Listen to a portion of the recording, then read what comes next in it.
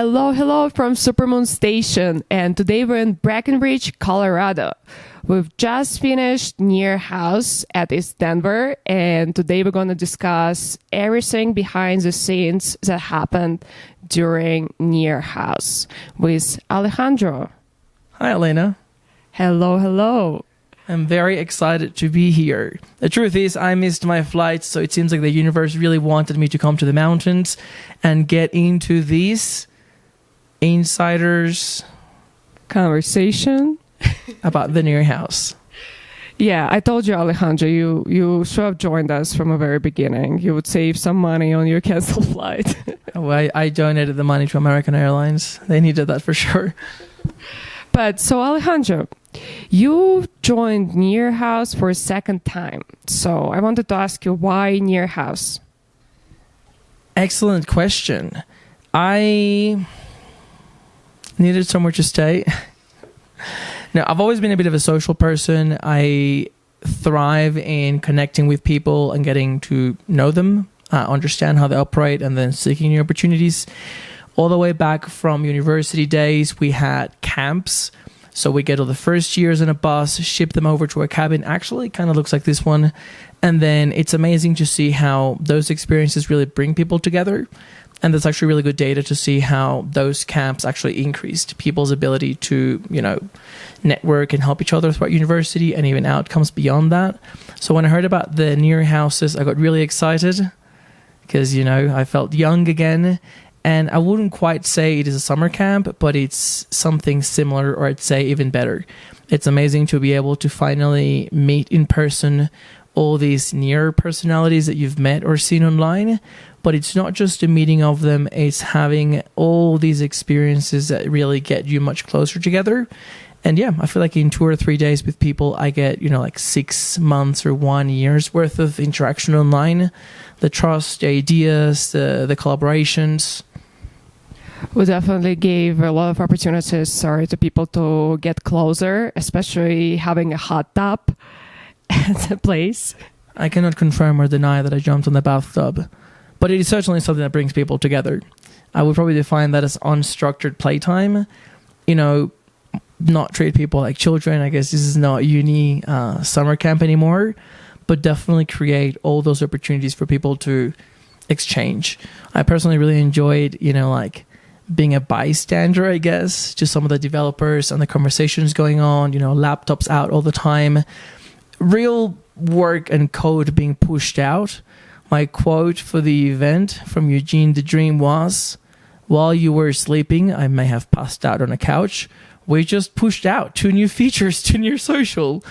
So that was amazing to hear. I felt like I was really contributing to that one. There were a lot of conversations around Near Social, actually. Like I saw a mean-based team constantly working, creating new widgets and discussing other innovations. What did you personally hear behind the scenes? Or maybe some new projects that appeared, new updates, maybe some interesting discussions that are not happening, online on the Zoom calls, or is it only happening at the Near House? Well, I think this is reassuring for both of us because we're content creators. A common thing that came about was some confusion as to the base technology or some of the tooling or where we're going to as an ecosystem. So it's really great to be able to just talk openly and see where we're at. Once again, unstructured playtime. Normally, when communications are too polished, we just assume that everyone understands it or that it's all being settled in stone.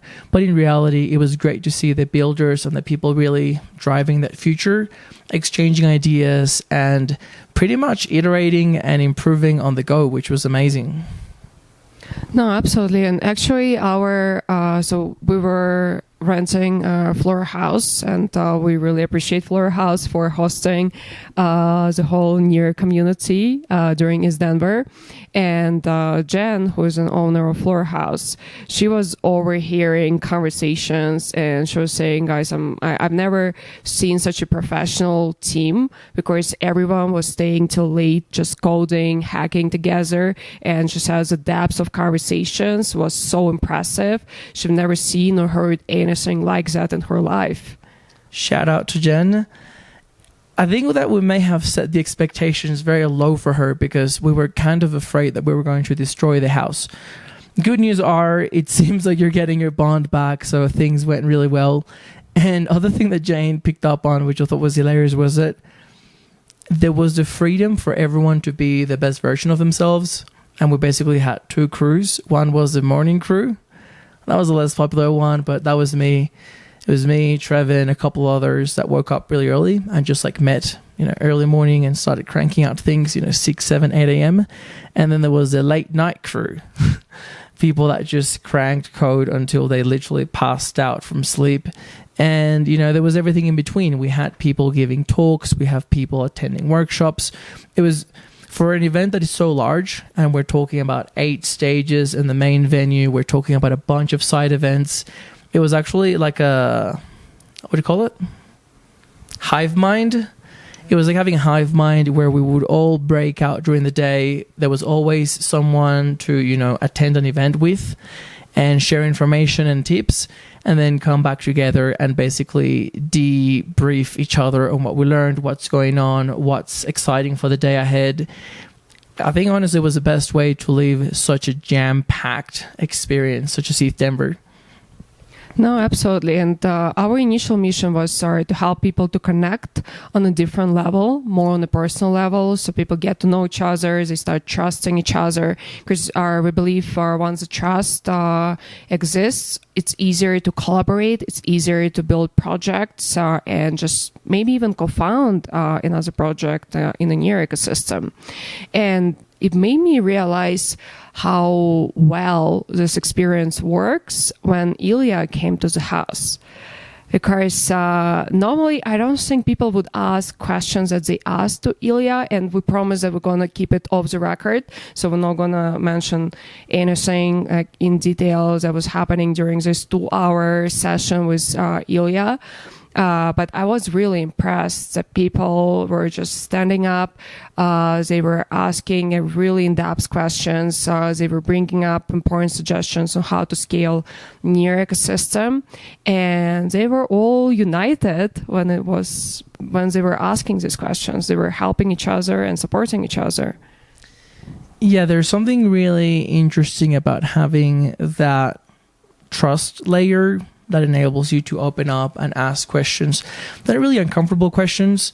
But there's a big difference between having a conversation where two people are providing input, and there needs to be some thinking and restructuring of data to come up with an output, than a basic one way, I am the big brain, you are my followers, and this is what we're going to do.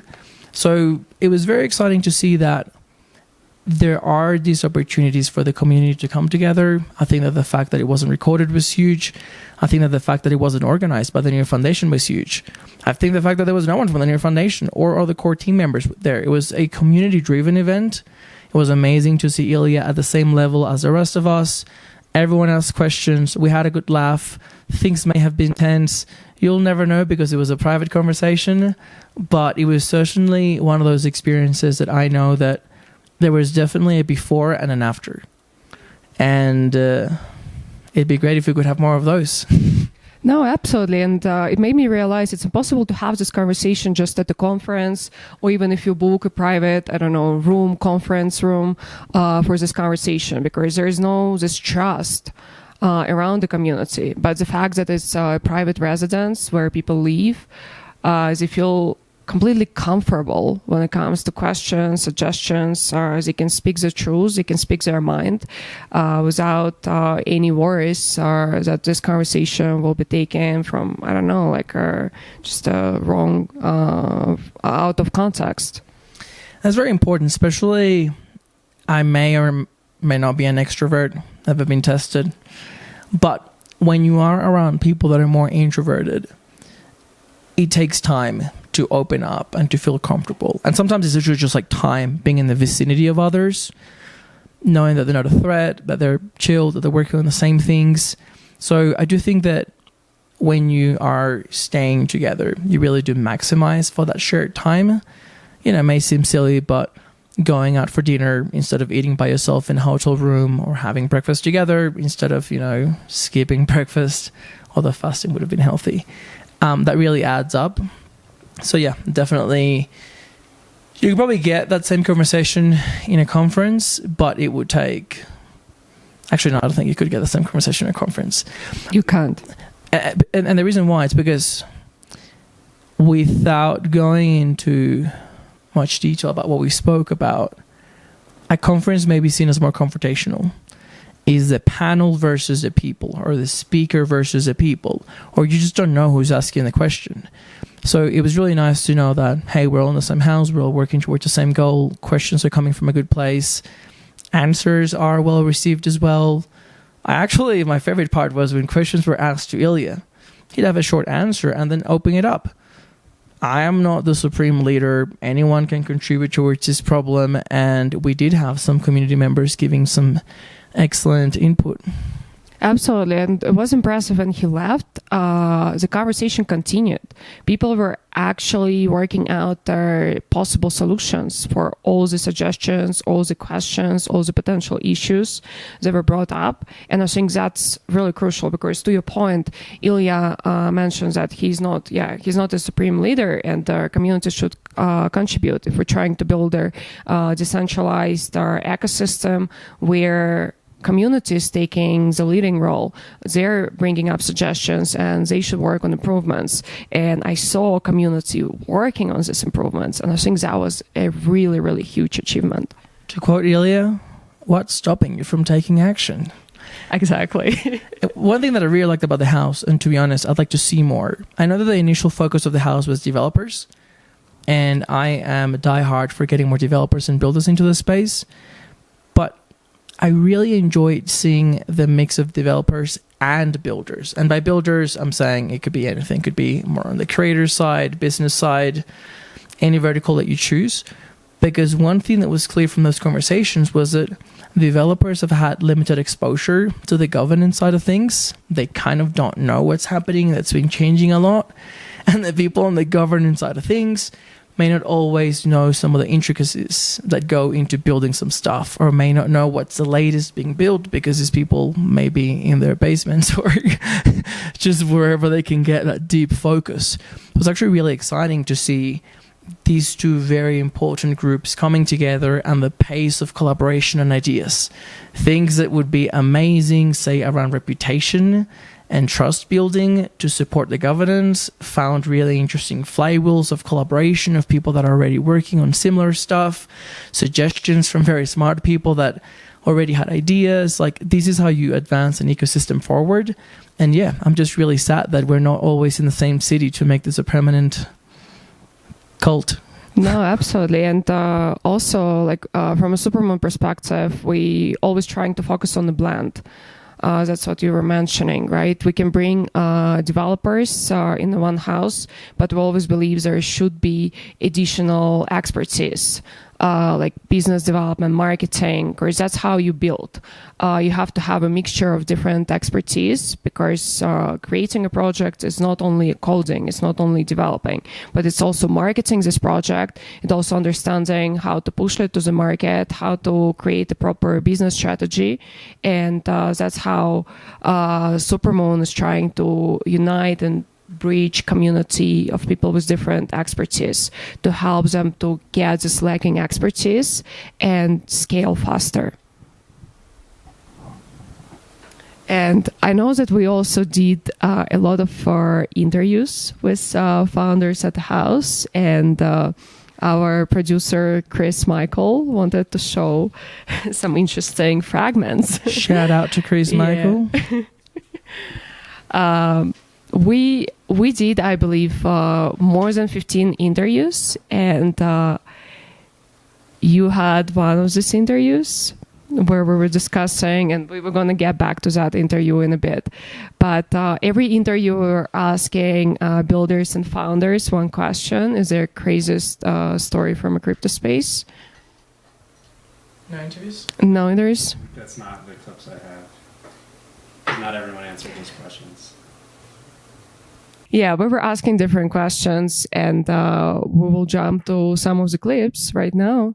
let's watch them together and see. My thesis is that digital is great, but people still need the physical products. We all live and breathe. We all need to go shopping. So we should really use digital to complement the physical and add another layer of excitement to your day-to-day practice. So, like Web3 is great, but we should use technology to elevate our lives, not to replace it. I love that. I actually really like this point because there were a lot of craze about like metaverse before, where people were, oh no, we're gonna live in the metaverse, and honestly, like for me, it sounded really depressing. Like I don't want to disconnect from my in-person meetings, and Near House is a great example. You need to have these in-person experiences where people can connect, where they can meet each other, trust each other, because you can't replicate this experience digitally. I don't know, Alejandro, what you think about it? I think the metaverse will be shit while the metaverse is shit. But as it gets better, if it becomes interchangeable with reality, and if reality stops being reality and you can just be anything or anyone online, it's maybe sad, but I think that most of us are signing up. What I liked was her perception, which is very much grounded on the now, around using technology to elevate ourselves. And that's where I think that most people get missing. You are right. It could be dystopian. It could be utopian to think of that ultimate metaverse. The reality is we may be skipping a few very important steps along the way. And I liked her very pragmatic approach around, hey, we've got this great technology. It can enhance the real world. We may be it seems like we're far from that fully immersive metaverse. So regardless of what you think about that, we've got a ton of things to build right here, right now. Yeah, like when you talk about elevating, it's also a good point because also I feel it's like maybe a little bit different from what Vivian was mentioning, but a lot of people are thinking that Web3 is going to replace whatever exists right now. But I'm always saying Web3 is not trying to replace, it's trying to complement, it's trying, as she said, to elevate. And Web3 projects are in a competition with Web2. If we are talking about adoption, if we are talking about scalability, we need to have access to people that are not crypto native, people who don't understand Web3 as well. So we need to work on a better UX. We need to work on a better solution for actual problems that exist outside of Web3 space, because that's how we elevate the experience. And just really briefly, while we are on the metaverse, perhaps for me, the simplest, most clear example would be data. There aren't going to be any good metaverses out there if all the data is owned by 2 or 3 companies, because then the metaverses would have to be owned by those companies. So going back to the basics, I'm really excited about the Near's approach to data, sharing, socials, that users being in control. And I think that opens up some pretty exciting, more optimistic pathways to the metaverse, but one step at a time. No, absolutely. So, Chris, Michael, what's next? We got from the interviews. Oh, Vlad over here. Okay, that's going to be interesting. Because I think the problem now with a lot of Web3 apps is if developer team disappears and the project is not super popular, then it's just gone, right? Like the front end not going to be hosted by anybody. You cannot do anything. Even if you have some assets which are valuable potentially, or maybe it's a game that you can still continue playing if you had a front end. And I think for this reason, we should try to package apps together, right? Like same kind of similar thing that like Near Social and Boss are doing, right? Like where you have everything needed to display app to the user on chain. You don't need to fetch from other sources. That's actually a really, really huge point. And we briefly touched on Teams in a panel with Miko Matsumura, who was bringing up an example how one of the tech teams were pitching him a project, and the founder, she wasn't as confident in her skills, and she was saying, I'm going to hire another CEO who's going to lead this company.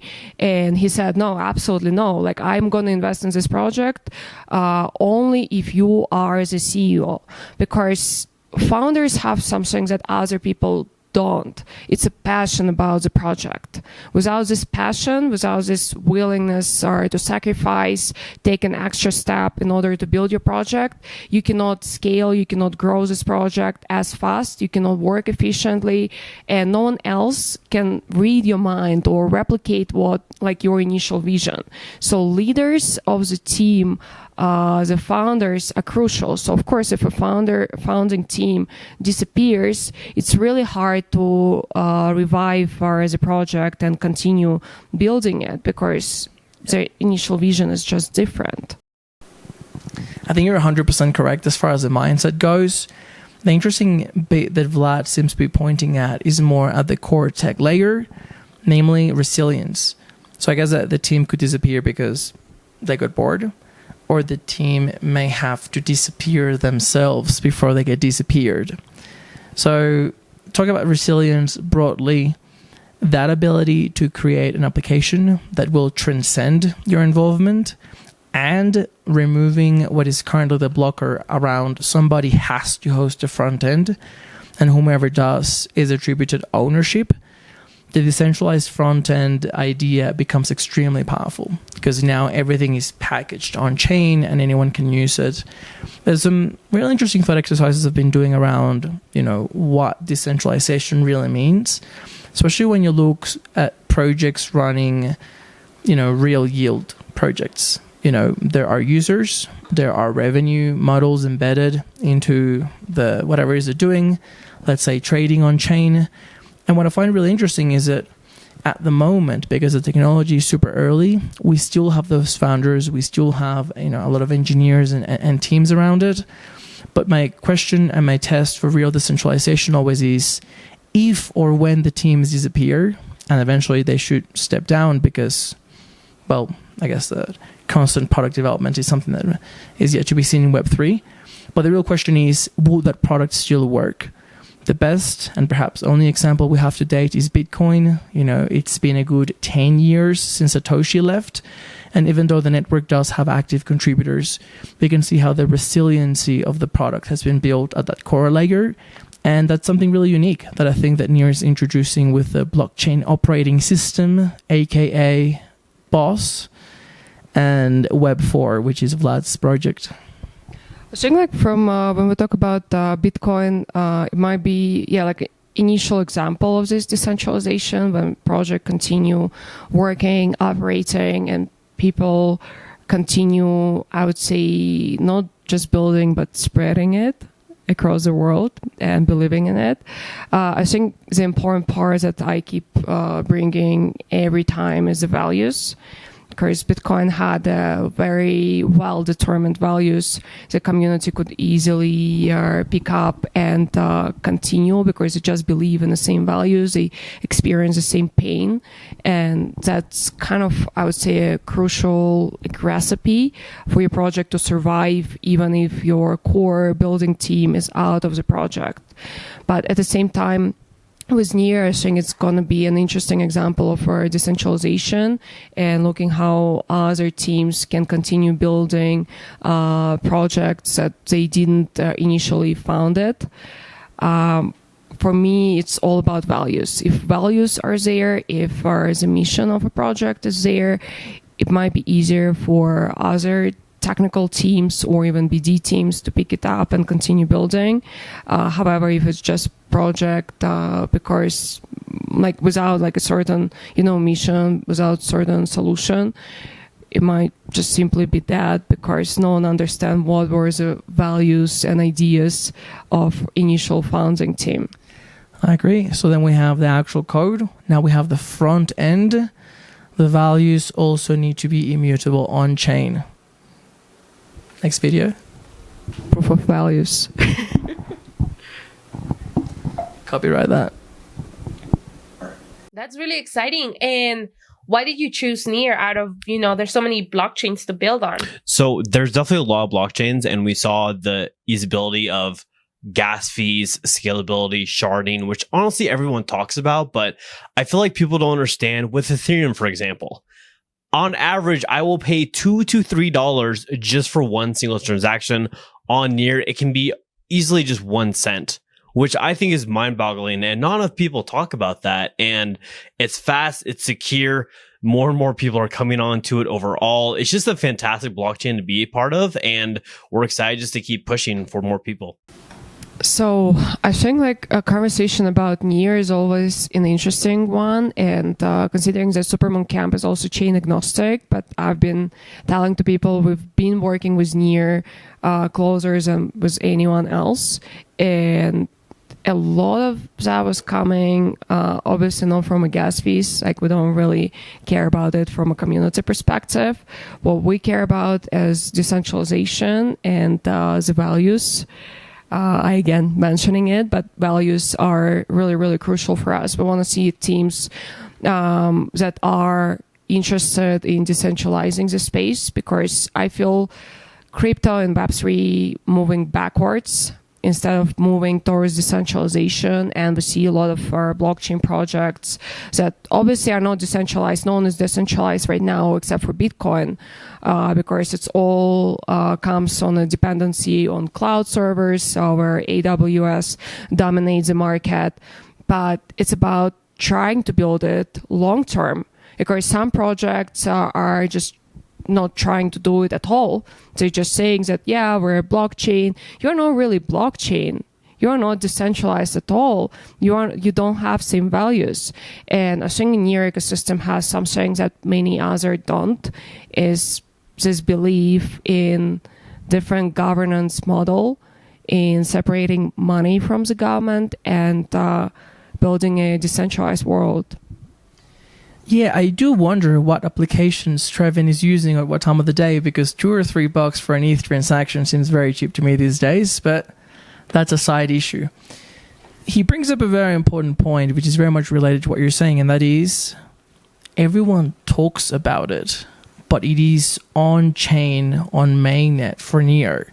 And I see that almost as a group of friends, some of whom may be overweight, probably be me after this trip. It's so easy to sit around the table smashing beers and frozen pizza and talking about the latest diet fads. Oh, yeah, next week I'm going to do intermittent fasting. I'm going to run a marathon with some anal beads. Like, it honestly doesn't matter, because words are so cheap. And that is a very important point, because when you talk about values, it's not that they're lacking in this space, is that they're delayed. Oh, well, we know we've got a multi-sig. We know we don't have a decentralized sequencer. We know of all these issues. They're just an issue for future me or for future some other maintainer. And the real problem that we have is proxy validation. The issue is no longer an issue after a certain scale. Luna proved that. Criticism from Luna was there from day one. Ones that were in the top 10 was there were 20 billion, whatever many billions. I guess they proved it work. There's been many other ecosystems where there are known problems, and then they grow for whatever metric you use, and then people just want to ignore that the problem is there. There may be some financial incentives. There may be some goodwill belief that the engineers will eventually work it out. The key question for me, and I guess for you, is it really something that can be solved? Are there a conflict of values about something being too centralized or too fragile? And then that brings us back to Near. We're, I think, just like phase 1 above phase 0. They start counting at 0. Engineers, crazy, right? We're still delivering on a bunch of milestones, but we're on track. And what we have already is unreal.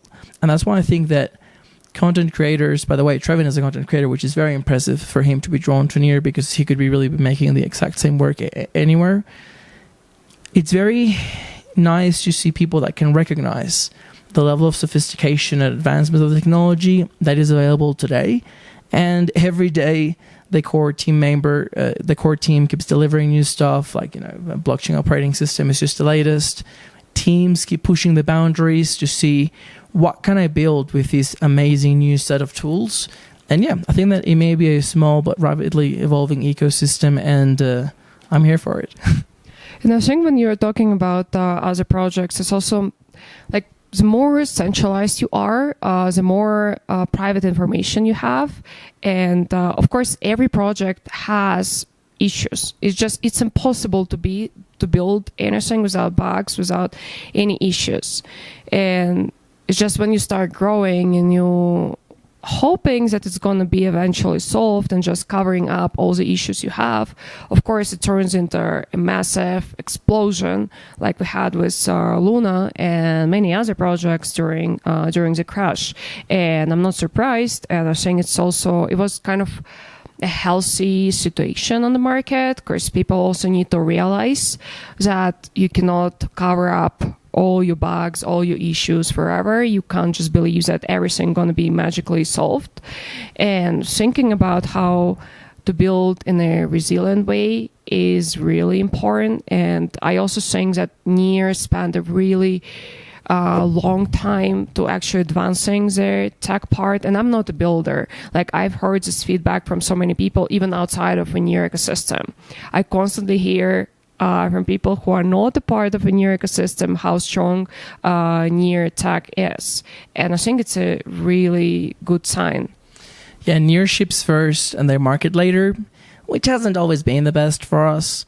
But there's something really interesting. Luna wasn't a bug. It was the core design of the protocol. Like, this was public. It's just technically a train wreck just waiting to happen. People dismissed that it could happen because of the amounts of money that would have to be involved, but it played out like a playbook. And here is a key point. You need to foster an ecosystem where people can speak out.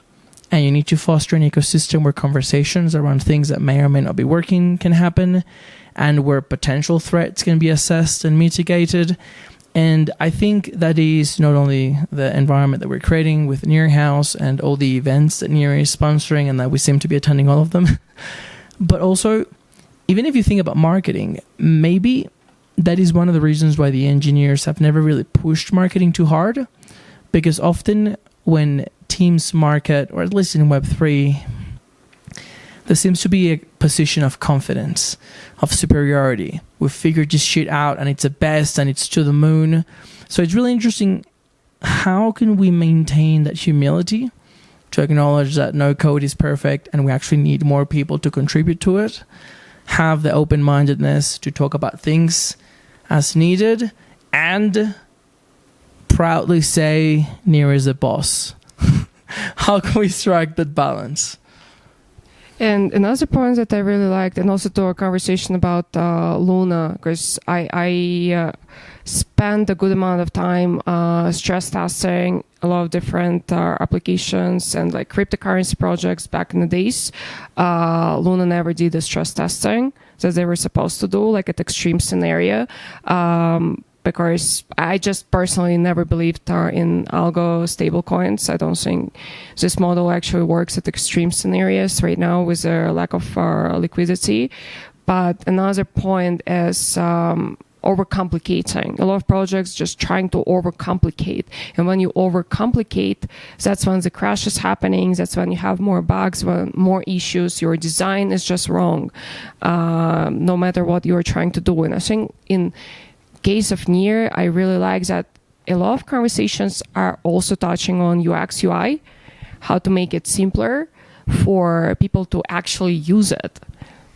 Yeah, the challenge there is that to reach that level of extreme simplicity and seamless flow and user journeys, there's like some pretty heavy complexity on the back end, which is another risk that I see actually.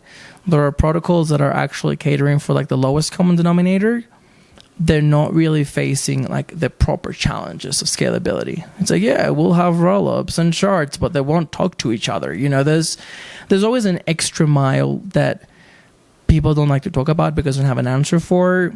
I feel like Near may be taking its time, but they're taking all these considerations very seriously to the point where they're abstracting the technical concerns. You know, if you could build anything without having to worry about scalability or affordability, what would you build? Like, it's really on you to come up with a problem, with a hypothesis, with a user journey. Like, it is your company. You need to go out and get your users. This is a blockchain operating system that will empower you to do that. Like, Near is not going to give you the funds. Near is not going to give you the users. They may give you a fantastic group of friends and accommodation if you ever go to a conference, but it really is on you as a founder, as it has always been in Web 2, and as it has always been in the industrial era and whatever came before that, shirting, what's it called? Shirting cows, whatever. You got the message. Yeah. No, absolutely. And that's, again, brings to Ilya's point that we are the ones who are making contribution, and we're the ones who are making a difference in the ecosystem. Ilya's point is so big. What is stopping you from taking action? My biggest reflection recently has been that most people are not leaders. And even in the centralized ecosystems, we need people to lead. We need people to inspire us to take action. Most people are sitting at home waiting to be told when they can go outside, for how long they can go outside, how far away from their house they can go. These people aren't entrepreneurs. They have been, bashed into compliance, and we need to let them know, like, hey, there is freedom to play here. You can build anything you can imagine, even if it's just to play, to experiment, to learn. There is a new world out there, and I think it's up to us to communicate that. And as Ilya says, it is up to everyone just to pick up the tools and start hacking right now.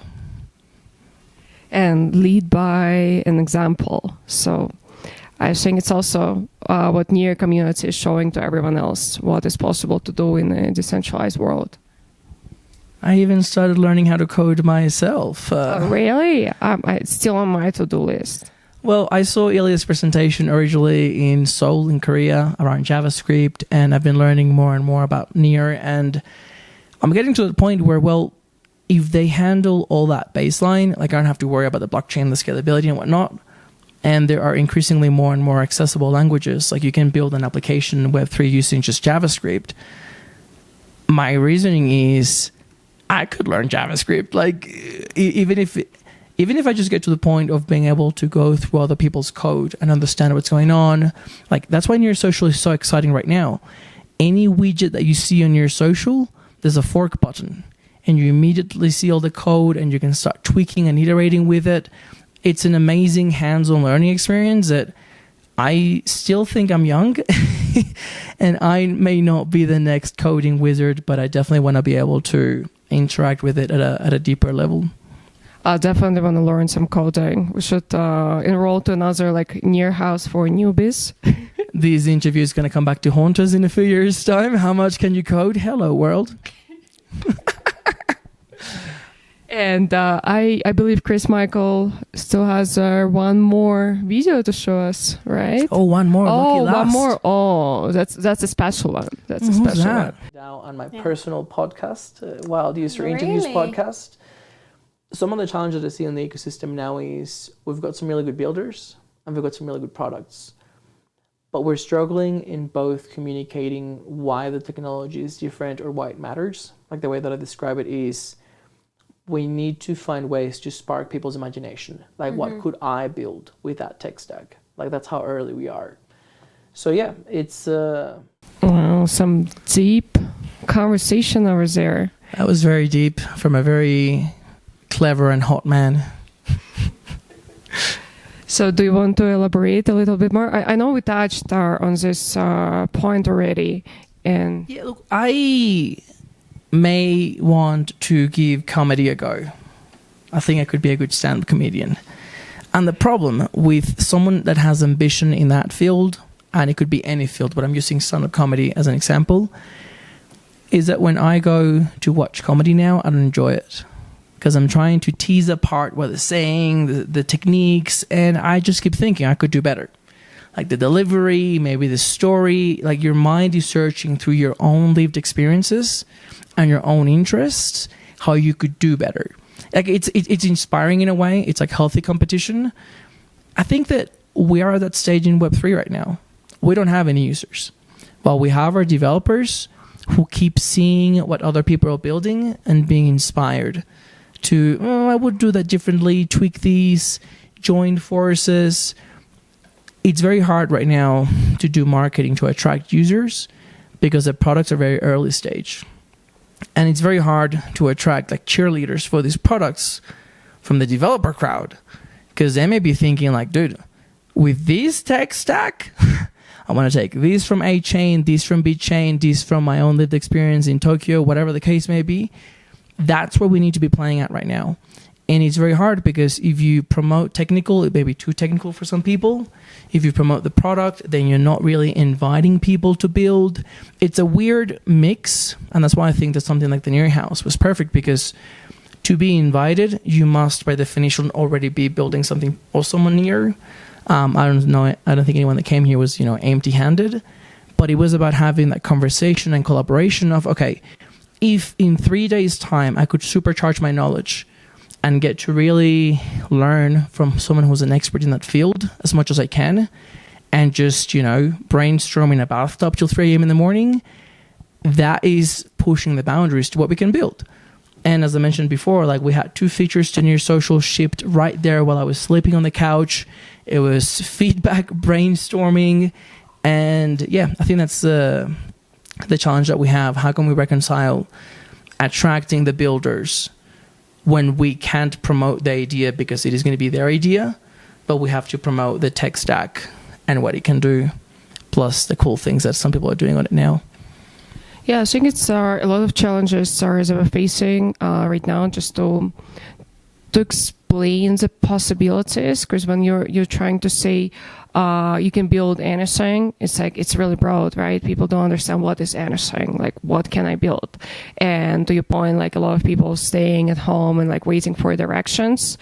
That's majority of people right now, and trying to understand how we can market it to end user who's going to be using these applications, then finding out a better way to market it to advanced builders who can create comprehensive products on top of Near, and at the same time non-advanced builders who have an idea, who can maybe build together a great team of builders, developers who can actually ship the project.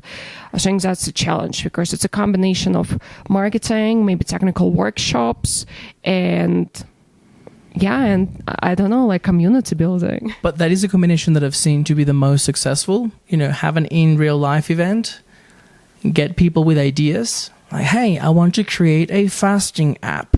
And then have somebody that knows the ecosystem, like, oh, there's these 3 or 4 companies working in that area. And then somebody who understands the technology, and they can be like, well, if you were to build that here, this is how a stack might look like, and see how the idea starts to evolve. That's the problem that we have. Engineers are amazing. We need more. Holla at us if you're one of them.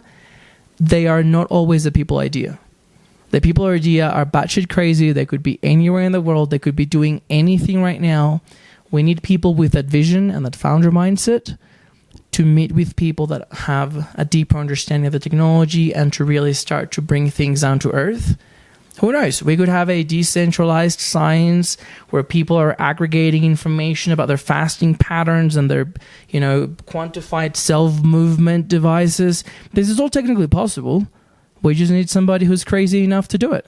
Or a jacuzzi DAO. Please. Orgy DAO was the first one that hit me when I landed in Denver. Brainstorming for the win. Coming soon on Near. OGs only. So I think, Alejandro, thank you for all your inputs on the Near House, and we'll definitely continue organizing more Near Houses around the world. Supermoon team will be announcing upcoming Near Houses really, really soon. So please do subscribe to our YouTube channel and go to supermooncamp.com to join our newsletter. That's where we post all our news first, so you will be able to know about our upcoming opportunities. Elena, thanks so much for the opportunity. As someone who's been on the community side for a long time, and we continue to work and iterate to make the Near community grow larger, I think Supermoon is doing God's work. Our challenge right now is how to get more Supermoons involved. So, step 1, join to Supermoon. Step 2, fork it. Not kidding. But for real, as Ilya said, what are you waiting to take action? And now we can move to a hot tub. Hot tub!